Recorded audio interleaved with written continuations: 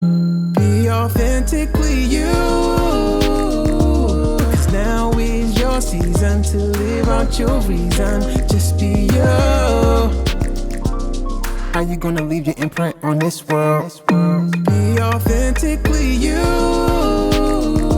'Cause now is your season to live out your reason. Just be you. How you gonna leave your imprint on this world?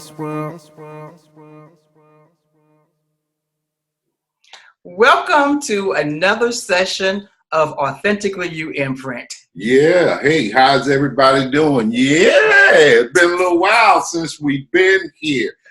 We got a new year that came in. We're going to update you guys on a lot of things that's been happening. We have not been able to do the show as we normally do, but God has been good to us. Absolutely. In the meanwhile. Absolutely. Just to update you real quick, on January the 17th, I had a heart attack. And so we haven't been doing a lot of stuff that we've been doing. I'm in rehab, doing great now. We're doing great, and we're moving on. So for all our imprint audience who have not been following us on Midweek Motivation, now you're up to date. Go ahead. Wow. Yeah. What an introduction, right? So yes, we have definitely missed being here with you all. Here at the Imprint show, our main purpose is to spotlight these wonderful people who are out there in their neighborhood, on their street, in their part of the world, doing fantastic things. Whatever they do, wherever they they're swimming in their lane and just making it happen. But 9 times out of 10, mainstream media would never pick them up. We want to give them a voice here on the Authentically You Imprint. The bottom line for the Imprint show is, how will you leave your imprint on this world? Everyone leaves an imprint. How will you leave yours? You have a choice. You have a say in that. And so that's what the Imprint show is all about. And we are extremely happy today to welcome to the show Kristen Mallory. Yeah, welcome. Listen, favor is not fair.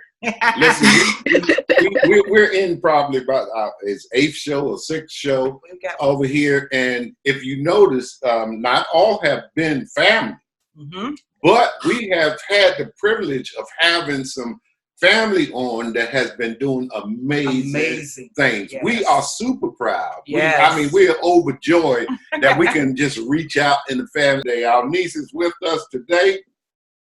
And we are super excited. Welcome to the show, Kristen. Thank you. Thank you for having me. It is definitely our pleasure.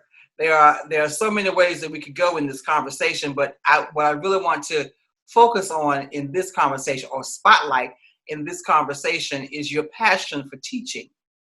Ooh. That passion for teaching has taken you all over the world. So tell me, what was it that fed your passion for teaching? Well, as you all know, on my mom's side, we have a lot of teachers. My great aunt's teacher. My mom was I believe she was a 2nd or 3rd grade teacher before she switched over to becoming a librarian. My cousin's a teacher. My second oldest sister is a teacher. My oldest sister is a teacher. So it was always there. Yeah. But just like with anything, like, you try to run from it because you're like, this is not going to be me. This is not going to define, who I am. I'm going to go out and I'm going to make my own path. And so no matter what I did, no matter like whether I was at work or whether I was in a classroom, I will always get the response that, are you a teacher? Or do you teach? Right. And I'm like, no, I don't. Like, I want to do something other than teaching. So I went to school. I got my bachelor's in web design, and even though I liked it, it wasn't something that I was really, gung-ho about. And I'll try to make this as short as I can. So what eventually ended up happening was I wasn't able to find a job here. So I moved out with my older sister in Nashville, Tennessee, and there I decided to reconnect with God, take more time reading the Bible, take more time praying and like actually walking in my faith, as opposed to just doing like a shallow pray here, pray there, just, go to church, when you feel like it, or, just like I really, really wanted to connect with God. And I knew that she was like my go-to person. She has been my shepherd since I was in diapers. Like she taught me about God. Everything that I needed to know, I went to her. So when I arrived in Nashville, I heard a voice in the back of my head saying, I'm going to take you to a place where it will just be me and you. I was like, so this place, I was like, are we talking like New York, or are we talking Florida, California? Like, where are we going with this guy? And I knew it was him, but it was just like, I just landed in Nashville, like what's going on? So fast forward a few, like maybe my second year being out there, my sister and I were sitting on the couch, and I, expressed my desire to just travel. And so she just looked over at me and said, well, why don't you teach? I was like, I'm not a teacher. I don't teach. That's not my thing. Again, I'm not a teacher. Right. And so like we just kind of dropped it, didn't think about it anymore. And then we were watching another movie, and I had expressed it again, and she's like, why don't you go teach? And I'm like, okay. And so like I started looking into programs, and I found one that was really, really good. It was able to be extremely flexible, and I received my TOEFL certificate. And then came where I was going to teach, and I narrowed it down to China, Japan, and Korea.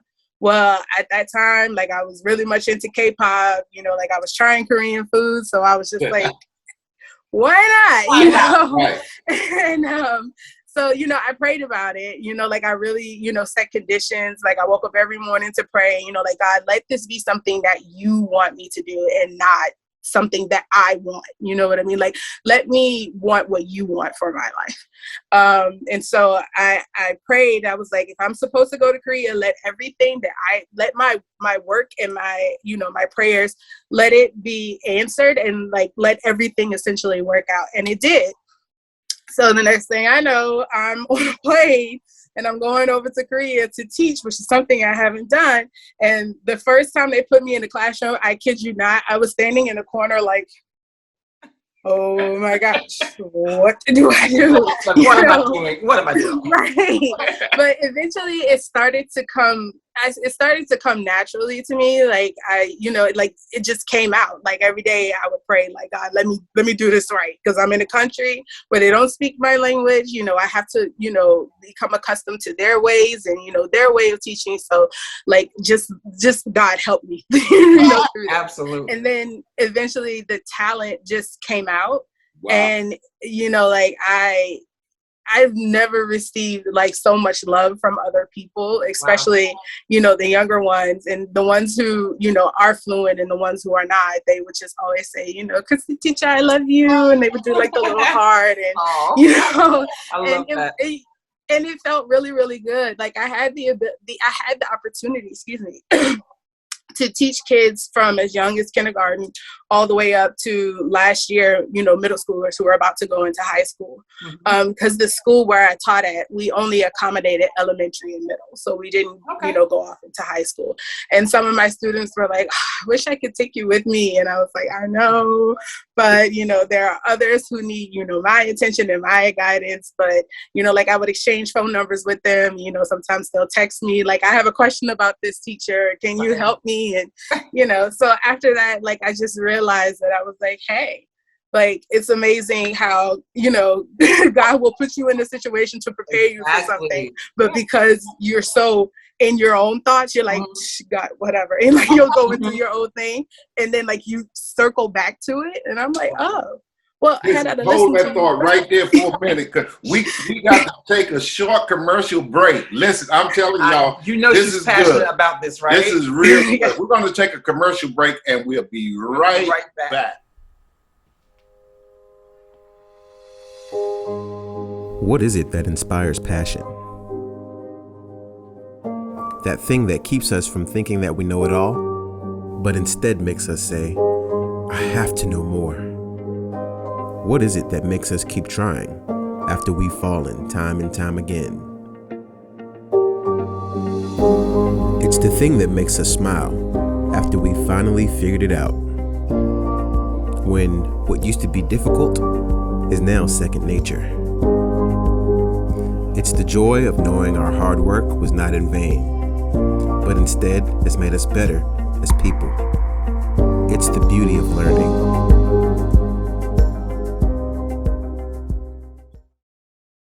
Listen, hey, we're back. Let me just bring y'all exactly where we was. God snatched her from Richmond, Virginia, took her all the way to Nashville, Tennessee. From Nashville, Tennessee, where she wasn't sure what she was going to do, God uprooted her and moved her all the way to Korea. Go. Don't tell me that God ain't good. Listen, go ahead and pick up from there. So from there, I had the opportunity to teach at different schools, and even though I didn't feel, confident in my abilities, because you always feel, even if you are walking in God's purpose, you always sometimes feel inadequate. You know what I mean? Like, you'll look around at, other people and you'll be like, oh, why can't I, teach like them? Or why can't I talk like them? Why can't I, have more charm like them? But we all know that God equips you with what you need. So even though there were other teachers who, were better at speaking or better at, giving examples, I was always the teacher that the kids always had fun with. And like, we would sit down and just have regular conversations about, no matter how mundane or how controversial the topic was, because sometimes in my classroom I was a little bit controversial, just so that they could step outside of their comfort zone. I remember explaining, one of my students telling me that in the classroom we don't have the choice to say no to the teacher. And to me, like, that was interesting, because I'm like, well, what if I have an opinion that you don't agree with? They were like, teacher, you're always right. You don't have a right to say no. And so I told my students, I was like, in my class, you are allowed to say no, respectfully. But if I say something that you don't agree with, let's open it up and, let's have a conversation, because your voice matters. When you go out into the world, people are going to expect for you to have opinions and to be able to voice them. Like, don't always go with the grain. If you feel strongly about something, voice yourself. Absolutely. And so, like, one of my students actually cried when I told her that, because she always felt like she didn't have a voice. And I'm like, no, in my classroom, I am your teacher. This is what I'm supposed to do. I'm supposed to teach you how to use your voice. Like, yes, you're learning English, but English is so much more than that. It's more than just writing an essay. It's more than just answering questions. If you all have the heart to travel to America, right, you have to be able to do that. And so, like, that's where I got the most joy. So when I came back because of COVID, I was like, okay, well, what am I supposed to do with these 3 wonderful years that I've had of teaching? Do I just throw them away, or do I just, keep going? Right. And so I applied to the job where I'm at now, where I teach, surprisingly, I teach 4-year-olds. So I've gone younger. And I will say that it has been an eye-opening experience. It has definitely taught me patience, a lot of patience, because they are 4. They don't have, the same experience as a 31-year-old or a 14-year-old. Think the world is still new to them. They don't think the same way that you think. Recently, one of my kids was really surprised and shocked to find out that I had parents, and I was like, well, where did you think I come from? like where did you? And they were like, well, I don't know, but I thought teachers don't have parents. And I'm like, huh. And that's where their mind is. And that's where you, as a teacher, you have to meet them there. They don't understand, why Christmas only comes once a year. To them, it should be every day. I don't understand why it's not every day. And it's like, well, there are 365 days in a year, and Christmas is only on this day. So in order for us to get that, they don't understand it. And then it also has, shed light on kids' behavior as well. Because, sometimes, when kids act out, you just think like, oh my gosh, like they're terrible kids. Like, that's 9 times out of 10, that's not the case. Not the case, yeah. At this age, they don't know how to express themselves. They don't know what jealousy is. They don't know what anger is. They don't know what feeling nervous or anxious or even, surprised feels like. They just know happy, sad, and angry. So they might, encounter something different and they express it, how they express it might be anger. And it's just like, no, it's not anger. It's more, misunderstanding. That's what it is. And so I, as a teacher, have to essentially build them from the ground up. And it's just, the only thing that I can say is that it's been a journey, especially having to talk to parents and then seeing them grow. Yeah. Oh my gosh, I'm so not ready for graduation this year because I'm gonna cry. I'm gonna cry. Like it's gonna be just waterworks, because from where they were at my kids now, from where they were at the beginning to where they are now, like you can definitely see the growth. And I'm just like, I didn't birth these kids, but they're definitely mine. So, that takes a special heart, for real. But listen, we are in 176 countries. Right? So somebody's probably watching this in Korea, and they probably saying, "That's the lady that taught my child to say no."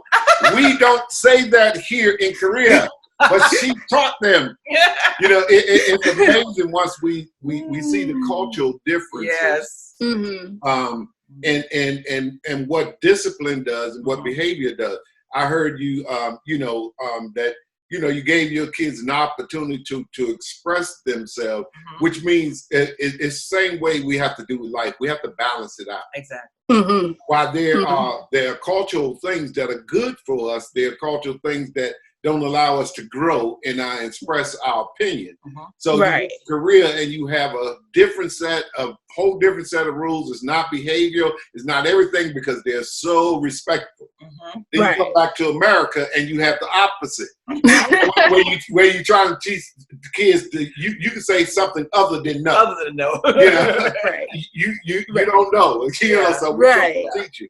And that's an amazing thing that you have that experience and the difference in the culture and how you're able to deal with kids better because you've seen both sides. Yes. Right. So, you don't automatically call and say, this kid needs to go on Ritalin. This kid has a behavioral problem. They need to go on Ritalin. No. They express themselves the best they know how. And we as adults have to take our time and really, really focus in and give them an opportunity to grow. Absolutely. And have their own personality. And we grow in the process. And we grow in the process as we go. It's amazing how God does things and how he brings us to where we are. I mean, talk a little bit more about you and God's, your isolation in Korea.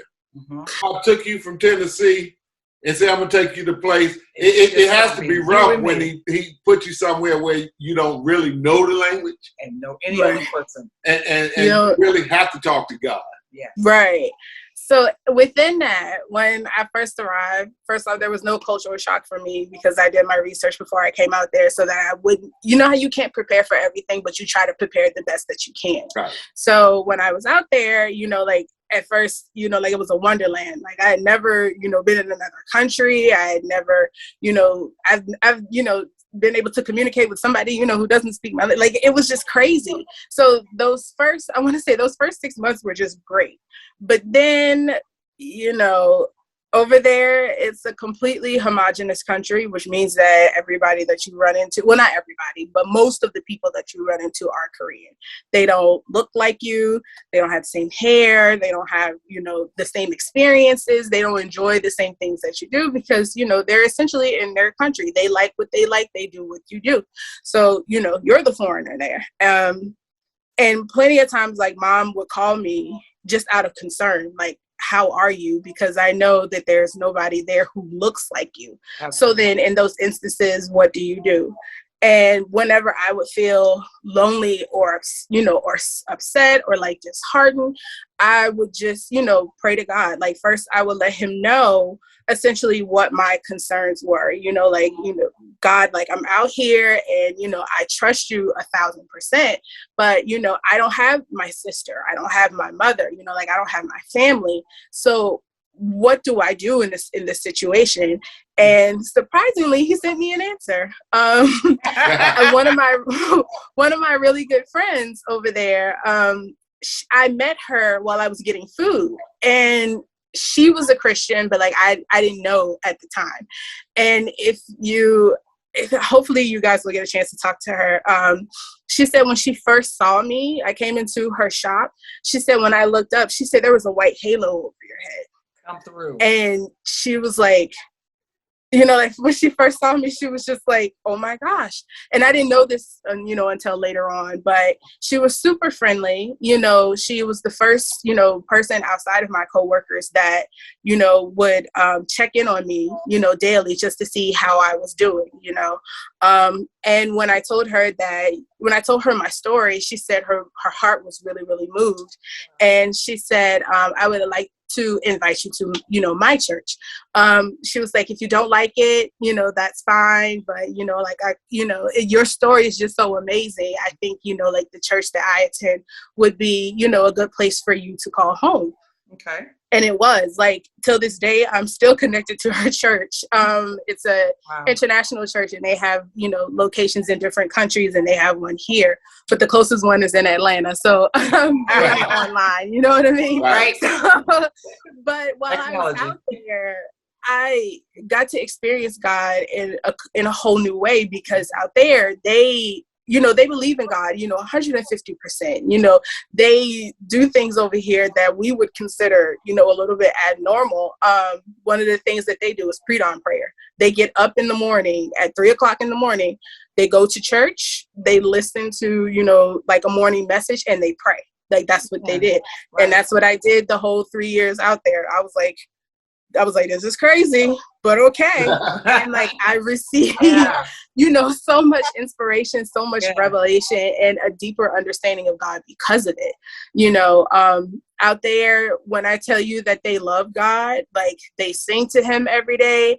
I had a friend, every time she would go out to eat, it didn't matter what anybody else, you know, thought of her when she did this, but she would always set a plate for God. So when she would go to a restaurant, she would set a plate for her, and she would set a plate for God, you know, and like to the point where like she would order food that would be for 2 people, and like she would serve him. Like, she was like, I understand that he's not there physically. I understand that he doesn't eat physical food, but if I'm supposed to believe that God is in my life and he is with me every day, I have to treat him as such. Wow. She has a special chair for him. You know, like I have friends that just do, you know, just, I wouldn't say crazy, because I don't think it is, but it's just the length that they go through in order to, you know, let God, like, God, I see you, and I acknowledge you, and I know that you're here. Let me show you. I have friends that cook. I have friends that have like special blankets for him, you know, like a special chair. So, you know, and seeing all of that, it's a bit odd, because, you know, we don't do that. You know, like, we might call his name, you know, here and there, especially when we're in tough situations, but to, you know, lie in a bed and leave a space for him to, you know, lay down, or, you know, just do all kinds of things that you would do if another person was with you. Like, it was really, really mind-blowing. So I took that and tried to implement it, you know, every day in my life as well, because it helped me to not necessarily change my view of God, because he's still omnipotent, omniscient. He still is, you know, the great I am, you know, but just to be more acknowledgeable of him. So yeah, that, and I believe that that's what God was really trying to get me to see and understand while I was out there. Like, you may think that you're alone, but you're not. Like, I'm here with you. Acknowledge me, and, you know, like, I will take care of you. So, yeah. I love that story. Wow, you know, that is amazing.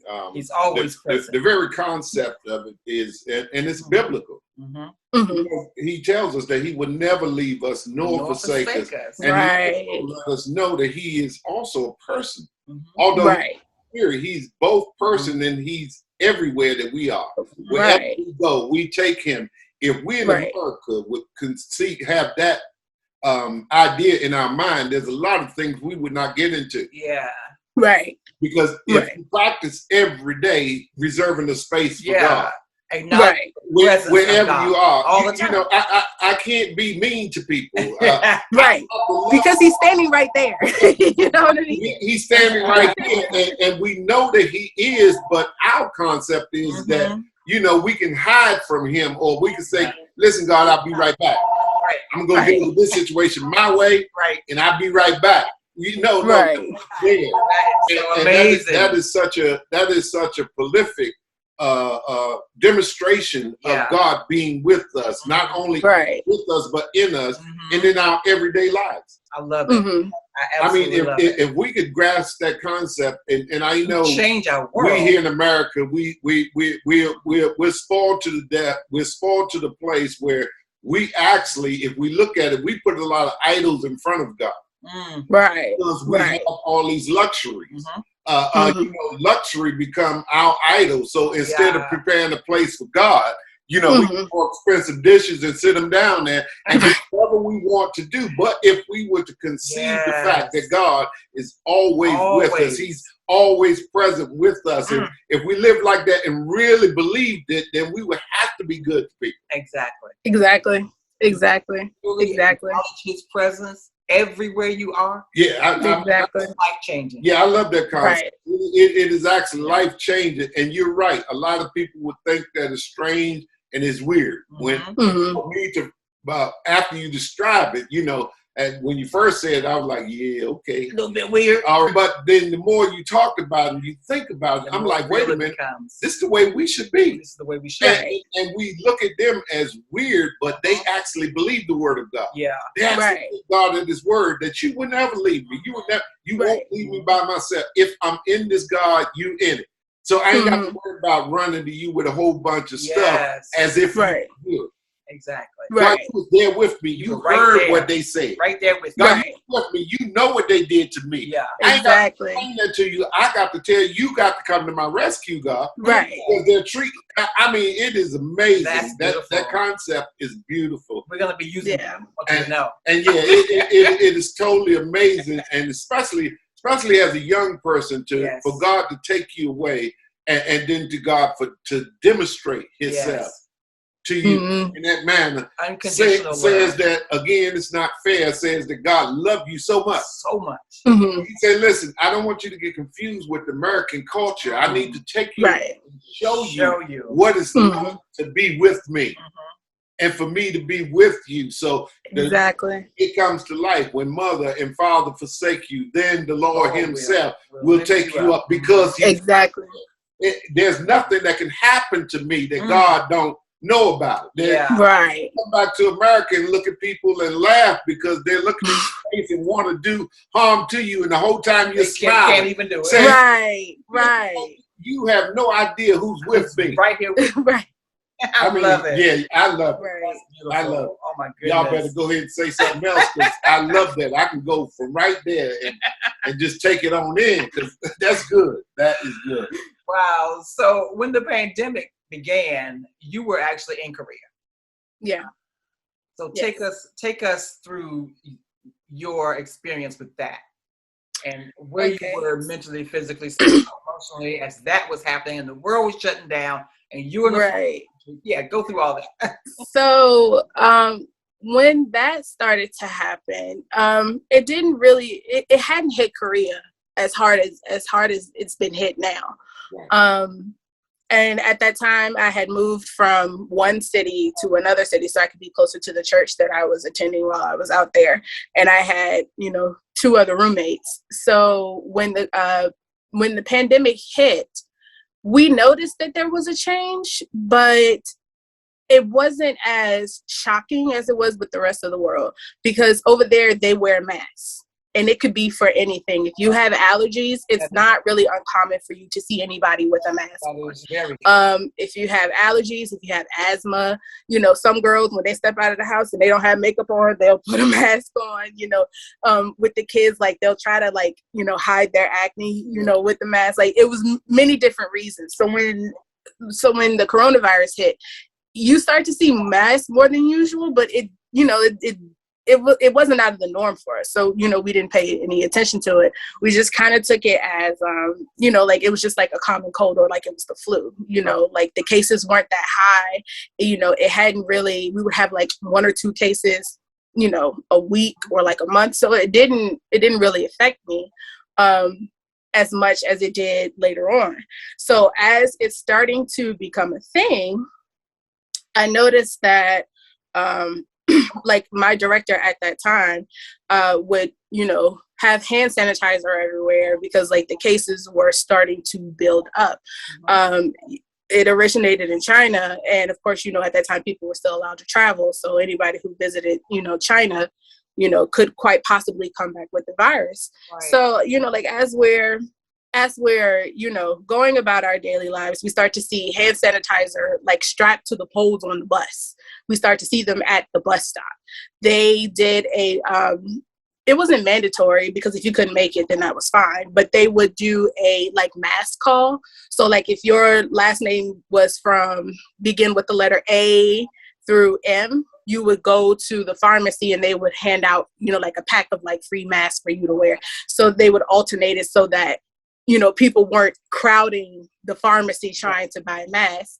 And when it really started to hit, there was no more soap on the shelves. Like you couldn't find soap anywhere or hand sanitizer. So my roommates and I are just kind of looking at each other like, is it really that serious? Because, anytime something happens, whether it's gas shortages, whether it's a tornado or anything, they start to buy, stuff off the shelf. And then, in some cases, it isn't that bad. So we were just like, well, let's just buy, like 1 or 2, just to be safe. We had this thing called coupon out there, where it was almost like Amazon, where you could, buy large things, at a decent price. So we brought like a case of soap, just in case, because we honestly thought it would just pass, like it wasn't a thing.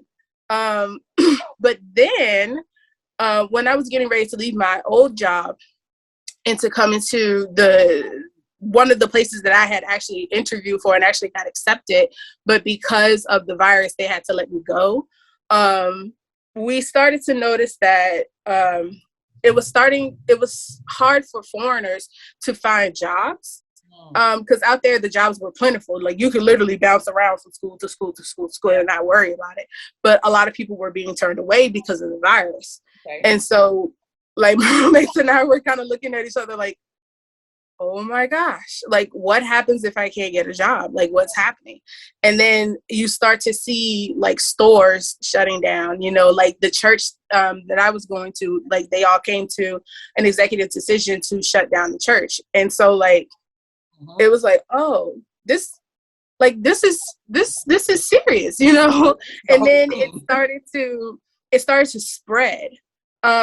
Sometimes what I would do while I was out there, I would take a trip to Japan, just because the flight would be like $50. So you can go out to Japan, fly to Japan, and the flight would be maybe 2 or 3 hours, depending on where you were landing in the country. And at that time, Japan had become high risk. So anybody who entered the country more than likely would come back with the virus. Right. So when I had to fly out there, I was like, okay, all right. Okay. But thankfully I made it back. But I had to be in quarantine for 14 days, which was fine, because I think I received my last paycheck. Looking back on it, I don't really know how I made through it. Just jumping from job to job. Like I always had money and I always had food. So, I thank God through that situation, because when I look back on it, it was crazy. But I had to quarantine, and we all quarantined inside our rooms. In the apartment that we shared, we had 3 bedrooms and 1 bathroom. Mm-hmm. So whenever any of us would come out, we would make sure to spray it down, and we would walk around with masks if we had to be in the same room. Listen, we're gonna take this break, and what I want to say to everybody who's watching this in the 176 countries, listen, watch this commercial, because we're LLC and we're building. So you want a commercial just like this one to advertise your thoughts and your business on this channel. We'll be right back.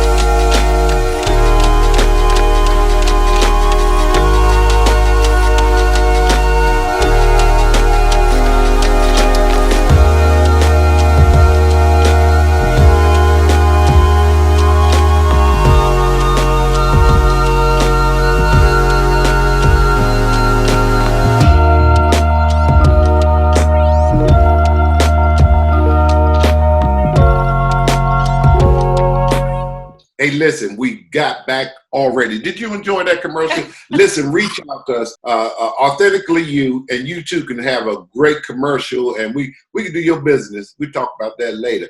Listen, she just flew into Japan. Ain't that something? Ain't that Japan for like $50, man. For real. But when she got there, things wasn't as nice as she imagined them to be. Go ahead, you can pick it up from right there. So when I came back, I had to be in quarantine. You know, I didn't have any symptoms. So, you know, essentially everything was good. And, you know, the Korean government was doing a good job of, you know, keeping track of everyone out there. So like, say, for instance, if you came in and you got tested and you tested positive and you took a cab somewhere, they would contact the cab driver so that he could come in and, you know, he could get tested and quarantined. And, you know, I believe at that time, don't quote me on it, but I think they took care of you during that time so that you wouldn't have to spend any money staying in quarantine. Like they made sure that you were fed and, like, you know, very well taken care of. And it was great. You know, everybody was still being cautious. We, you know, walked around with hand sanitizer. We, you know, sanitized everything, and we were good up until there was a really big surplus in cases, because there still are, but there's a really, really, really big cult in Korea. And the cult leader said that he had received a revelation from God for his members who were infected to go into businesses. Like, it didn't matter if it was grocery stores, it didn't matter if it was schools, subway systems, and intentionally spread the virus. Wow. So it went from, you know, maybe like 27 cases a month to like 200. Like, it just surged.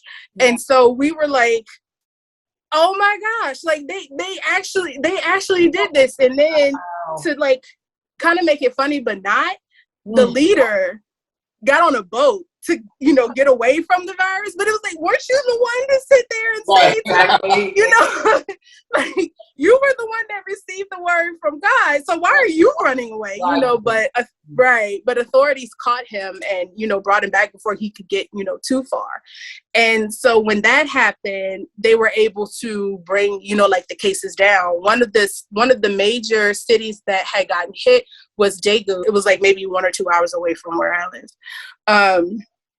And so right when they were getting the situation under control, they had a building to like quarantine people. And, you know, they were really doing their absolute best to make sure that the virus, you know, wasn't getting out of control.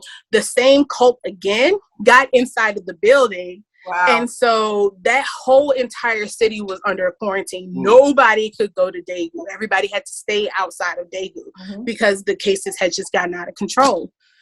So with that, my roommates and I are still sitting there looking at each other like, this is serious. Like, this is serious. And we had saw an interview of a university student who had came onto the news because she was urging young people to wear their masks. She was like, this virus does not discriminate. It doesn't, you know, like, whether you're young, old, rich, or poor, like, it doesn't. And she was talking about her experience with it. She said when she had caught it, she said it felt like that there were tiny shards of glass in her lungs. And so every time she would breathe, it would just feel like the glass was just cutting her lungs. You know, she said, she was like, there was a point in time where I just didn't want to take a breath because it was just too painful. And I believe at the time she was 19 years old. And so she was just there, just pleading with people, especially young people, to wear your mask, please. Right. Like, no, she was like, I wouldn't wish this on my worst enemy. It is absolutely terrible. Right. So in the midst of all of that, my roommates and I, you know, trying to make sure we can keep our heads above water. And I had found a job that I was really, really happy working with, but unfortunately, my visa was getting ready to expire. And the only way that you can renew your visa is if you fly out the country to go to that embassy and then come back in. Wow. Well, every country around that I could fly out to, except for America, wasn't open. And the issue with me coming back home was that I would have to fly in. I would have to quarantine for 14 days. I would have to drive up to DC, where I would have to quarantine for 14 days, then come back home, quarantine for another 14 days, take a flight out there, quarantine for another 14 days.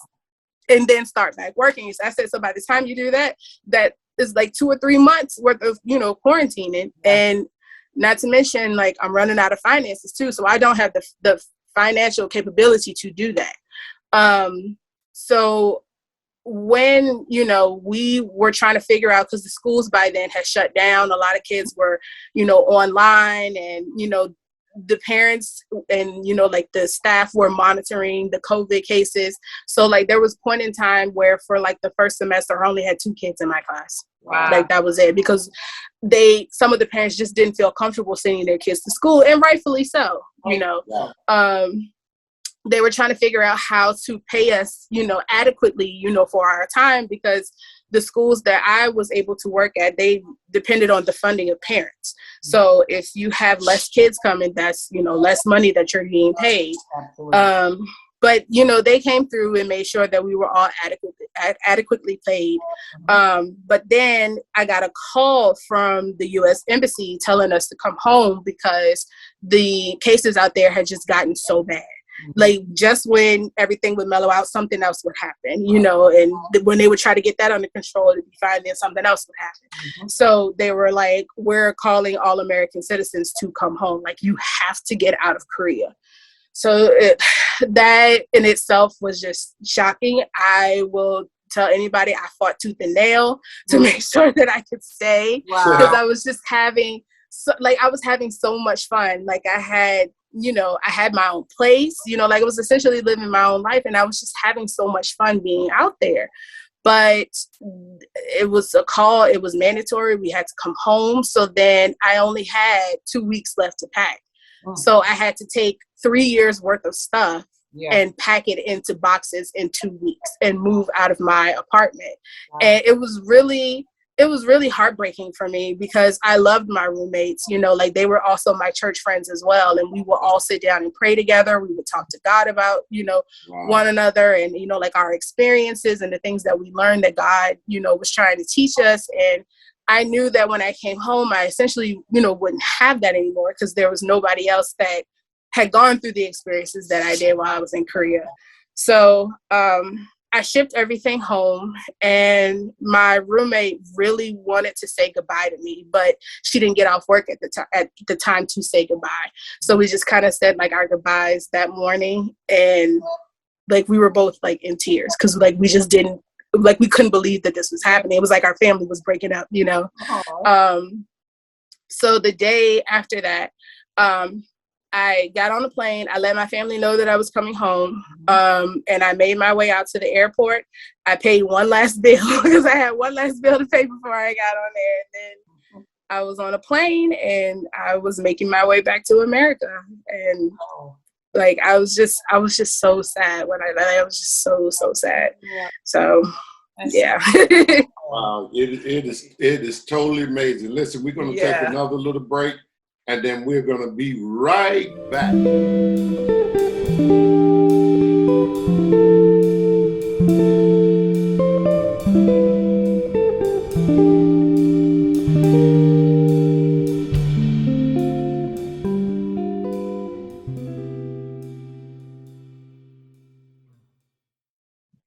Okay, here we are. We're back. Listen. It's got to be difficult when God calls you away, and he calls you away, and you get all acclimated to a place. You make the best friends in the world, and then all of a sudden, God, the same one you're having dinner with, that made the space in the bed for, and got the blanket for, now you got to pack all this stuff up and come back to America, which in itself is a culture shock.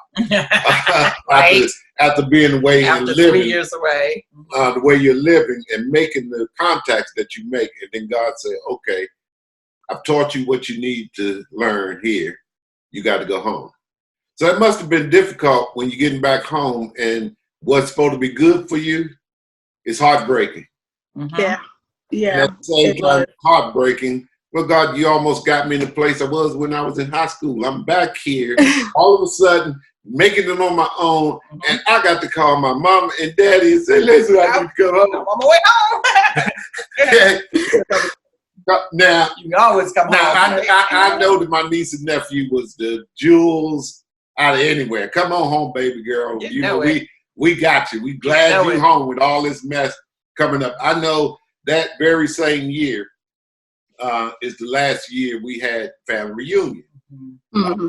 When you got back. So when we got back there, it was great to see you. We were surprised when we came bouncing down the steps. Wait a minute, it's supposed to be amazing. Yeah, you know.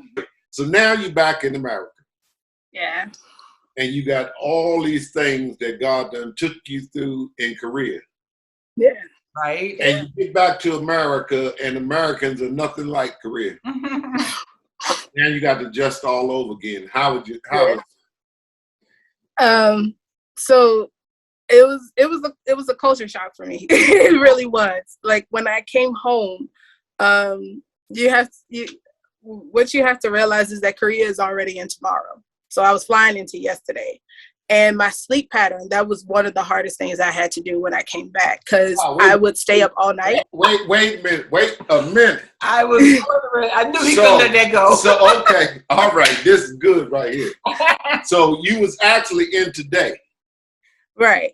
And to get back home, you had to fly into yesterday. Yesterday. Yeah. Now when God called you out, He called you out and you left yesterday and went until tomorrow, a brand new mercy, and all in your same day. But then He does it again, and it's in reverse. Oh my God! Now you got to leave this day to back up. Man, I'm trying to tell you, God, He makes it difficult, because then when you say, "I'm forgetting those things which are behind me and pressing towards the mark," well, God, you say press towards the mark, but you taking me back in time. You put me in. How am I supposed to deal with this? Wow. I got to live this day all over again. And when I woke up that morning, it was full of sorrow, because I had to leave one of my best friends. I had to leave my own stability. I had to leave everything that you and I, God, built up. And now you're going to take me from this day when I'm supposed to be progressing and send me all the way back till tomorrow. Yesterday, I got to deal with it all over. Man, go ahead. You take it. So, one of the things that I had a hard time with, and I believe that I had gone through a state of depression. I didn't identify it as depression. I kind of called it being homesick. But it was really difficult, because where, like I had the freedom to, and I will use this example all the time, if I wanted to go to Seoul, I would just hop on a bus and just go. Wow. If I wanted to go visit another friend in another city, I could take a cab, I could take, I could take a bus, I could take the train. Mm-hmm. So like having that, that liberty to just hop on transportation and just go. You don't have to answer to anybody. You don't have to say to anybody where you're going. You just get up and go. Mm-hmm. And then also being able to go from one place to another by walking. So we had a restaurant that we like to visit from our apartment, and it was like maybe a 10-minute walk, and it was a 24-hour restaurant. Didn't matter what time you went in there, day or night, it didn't matter. You could get, really good quality food at 2:00 in the morning, and, so not being able to have that. And then also my body had become accustomed to, their food. So when I no longer have, the ability to eat, kimchi or samgyetang, which is their version of like chicken and rice, or, just like a lot of what I felt like were the healthier options. And, like I kind of had to go back to, like Wendy's, spaghetti and, all of that. Like it messed me up for a while. And then, whereas I had the liberty to, even though I was a teacher, like I had the ability to jump from job to job. Like it didn't matter. Out there, teachers are, revered quite highly. So if you are an English teacher, like, you came with a lot of, a lot of respect. And then the fact that you were in a country for 3 years and, like it was just, you were held to a higher standard. Mm-hmm. Where here, if you don't have a teaching license, and I need to make that very clear, like I went out there with no teacher license at all. When you don't have a teacher's license, your options are very limited. There's only but so much that you can do. I knew that I didn't want to go work in an office anymore. Mm-hmm. Because I enjoy teaching, but I can't be in I can't be in the classroom because I don't have the accreditation. Yeah. So then it's like, well, what do I do? And, you know, the option of going back to school was a thing. And I knew I didn't want to do that. I'm like, I'm still paying off student loans. And I'm like, I'm not trying to include any more debt. But, and then that's where, like, what I had built up in Korea almost started to fall to pieces. Because now it's like, you know, God, while I was over there, it feels like I'm flying. But like now, the weight is on me again. And essentially, not to say that I forgot about God. It was just, he was just put in, you know, in the back of my mind, because now I'm no longer in executive function where, you know, I feel comfortable while I'm at and like I can move. Now I'm in survival mode. So like now my instincts are kicking in, you know, like all of these thoughts are coming to my head. So I had lost God, you know, for a while, because now I'm like, I have to survive. And like I would, you know, my prayer would be on and off again, but I was still stuck in my own head, because it's like, you know, you just left home.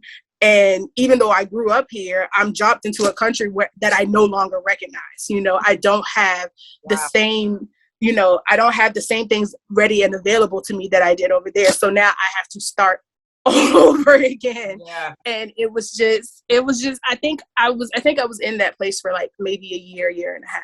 Because I just could not get it together at all. So like I would cry, you know, like I would wake up and pray. And like, there were times where I felt like, you know, God wasn't listening. So then like, I started to do my own thing. And then like, it's just kind of like spiraled out of control after that. But now I'm better. Yeah. And now I'm starting to take action and remembering the things that I had gone through while I was over there, and, you know, praying about it. And most importantly, when I pray, I would thank God for bringing me through that, because there are a lot of people who couldn't have done what I did. And I know that the only reason why I was able to do that was because I had called out to God, because I had made the effort to put him in my life and to make sure that he had a seat, to make sure that he had a plate, he had a cup, he had somewhere to sit, you know, when I was at a restaurant. And so even though I had lost it, I was like, God, I'm not going to let this go. Like this is what brought me over, and it will continue to bring me over. So I'm going to fight tooth and nail to make sure that we get back to the place where we were before I left. This is amazing. You said something that I just want to touch back on, especially for young people. Yeah. Because here in America, we think it's taboo to be saved and to be a Christian and to believe in God and do all these things, and yet get depressed. And somebody tell us that we lost God because we're in a state of depression or whatever the case may be. Right. And young people, you got to understand that there are things in life that happens that knock you off your game. That will knock you off your game. But God is always there. And he always come to us and asks us the question, listen, I see that your countenance ain't what it should be. Yeah. I understand that you're going through some things. What's see the problem before God don't just walk away from us. He deal with the issues. And he said, listen, why are your countenance down? Don't you understand that sin crouches at the door and wait for every opportunity to pounce on you? Exactly. And how we react is what makes the difference.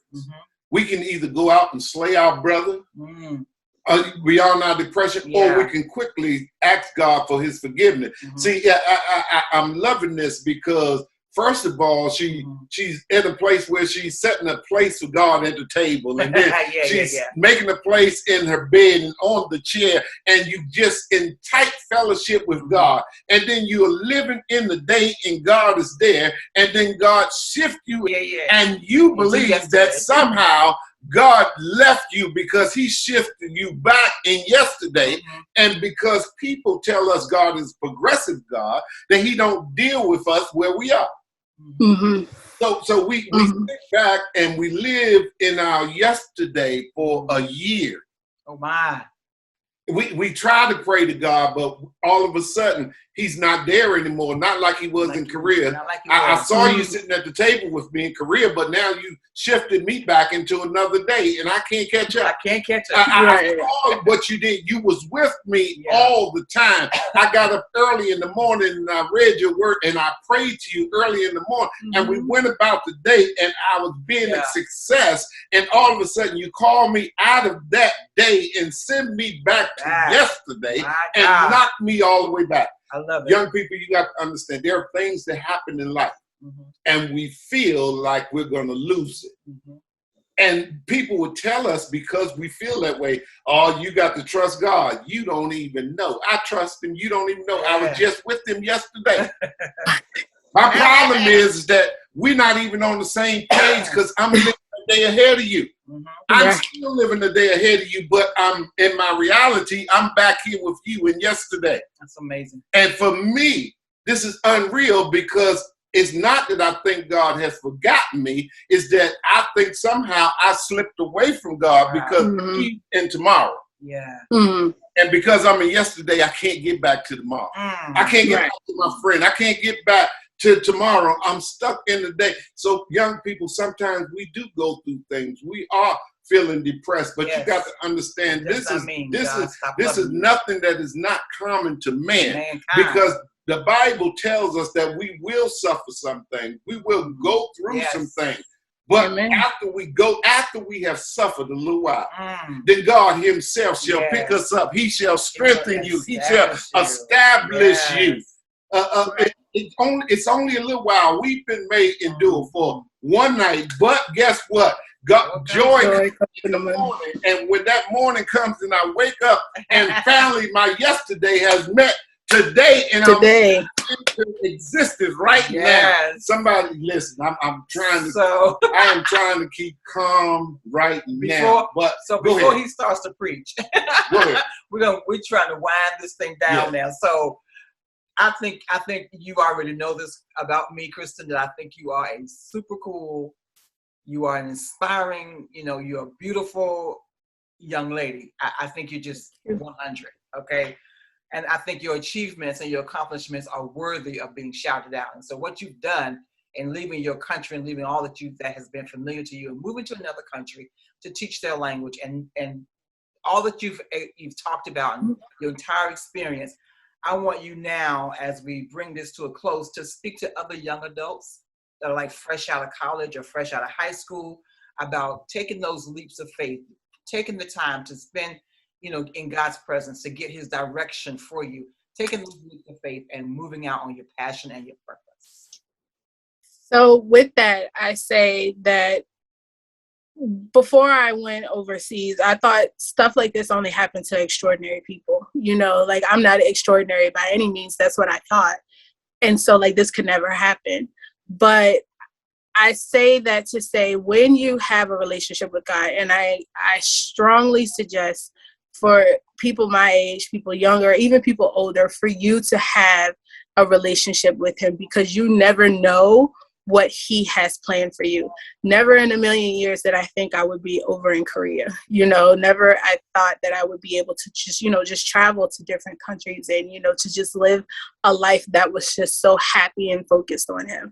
So if there is something that you really want to do, I wholeheartedly encourage people to hand it over to him, and he will make a way. I wanted to travel. I've been wanting to travel since I was young.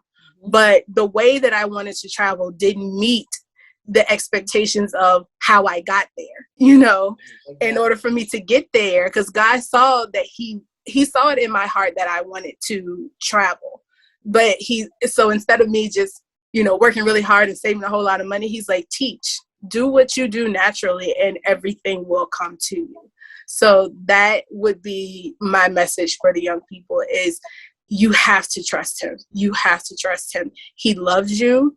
He wants to hear everything that you have to say, no matter what you've done, no matter the type of person that you think that you are.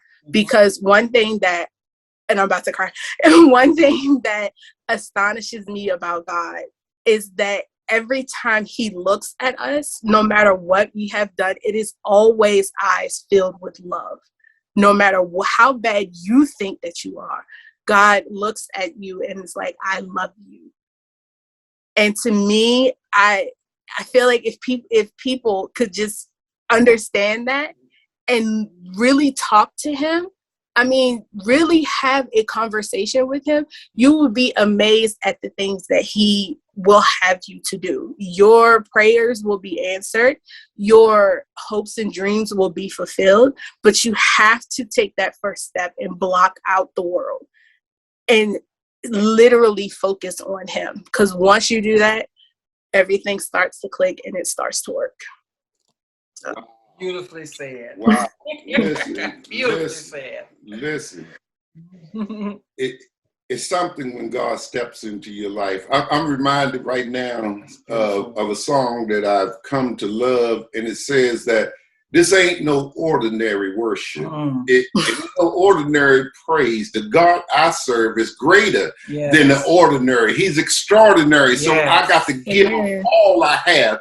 And this very moment. Listen, being a child of God make you extraordinary. Yes. So when he takes you away into a place and you are isolated with him, can't nobody understand your worship. This ain't ordinary. Can't nobody understand why I love him the way I love you. Wasn't there with me in Korea when I was isolated in the country by myself, and the only one I had to talk to was God. My worship is not an ordinary worship. It's extraordinary simply because I serve an extraordinary God. And listen, God takes us away. Yeah. And isolates us. And what I like about his isolation is that he proves to us that we are extraordinary.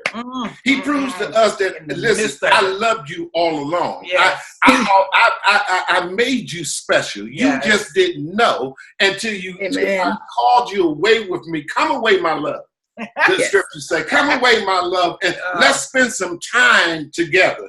And what God can do in your life, no matter how young you are, no matter where you want to go in life, God is not trying to hinder your dreams. He's trying to be a part of your dream. Matter of fact, God's dreams is bigger for you than yours is, than you even can imagine. If you would just take and say, yes, God, okay, I don't understand it right now, but I trust you. Yes. Amen. I don't see you the way others see you, but I'm just going to put this plate here. I know people are going to think I'm crazy, but I need you to come into my life. Yes. Listen, God, I'm going to reserve this seat for you because I know that there's something that only you can give me, and there's a place that is special to you and I. My family has not touched the earth where you got to take me. It wasn't my mother. It wasn't my grandmother. It wasn't my grandfather. You made me extraordinary, and you called me to an extraordinary place, and you have anointed me with an extraordinary anointing, and I thank you for it. Listen, the way God has called you to go ahead, y'all. You have been y'all such close a out blessing, y'all messing me up. I know he's about to cry too now. Y'all messing me up. I don't want to be all soft and everything. My nephews be looking at this JR and all and be like, look at we're gonna get in here crying. Yeah, y'all got to get y'all tissue too, because y'all know the story is extraordinary. And you know how God does. Absolutely. I knew this would be an outstanding spotlight, but it has far exceeded what I could have anticipated. Thank you so much, Kristen Mallory, my beautiful niece, for sharing your experience with us and for encouraging the young people to follow their dreams and their passions. And also, thank you for pouring what God has given you into the younger generation as a teacher. I think teachers are special people. I think teachers are anointed to do just that, because you are shaping the minds of our future. You know, so I applaud you. I applaud your accomplishments and your achievements. And I know God has greater things ahead for you. And we are agreeing with you in prayer that those things would be unveiled and revealed and manifested to you, so that you can continue to live out loud in your lane. Yeah. Thank you. As we close out, part two, like I told y'all, she is family. So part 2 is going to be here in the studio live. So we if we we can wait that long. Yeah. We're going to get her on down here for the weekend. We're going to record this session because I'm telling y'all, she's doing something even more fantastic even right now. I got to tell y'all, she done went into another lane that's not really common for women these days and doing the things that they doing. Yeah, come on. Tell us how you getting buffed and you lifting and winning awards and stuff. But listen, I'm telling you, she's doing some things. We see you. Yeah. And we're going to go into all that and how that played into your recovery, how that played into your getting back to where you are with God and everything. Yeah, I look forward to it, sharing it with you all. Awesome. So yeah, we're gonna hold that for the next time. Yes, we're gonna hold that for the next time. All right. It has definitely been our pleasure, and again, yes, you will be coming back because there's so many more layers that we need to unveil for the world to hear and to see of Kristen Mallory. Thank you so much for being part of Authentically You Imprint. Oh, thank you for having me, and thank you for reaching out. You know, I love you guys to the moon and back. So anything that you all need, I'm here. Listen, make this your season to live out your reason. Listen, be authentically you. The question on the table is, how will you leave your imprint in this world? Thank you all so much for joining us. We'll see you next time. Bye-bye. Be authentically you. Now is your season to live out your reason. Just be you. How you gonna leave your imprint on this world? Be authentically you. Cause now is your season to live out your reason. Just be you. How you gonna leave your imprint on this world?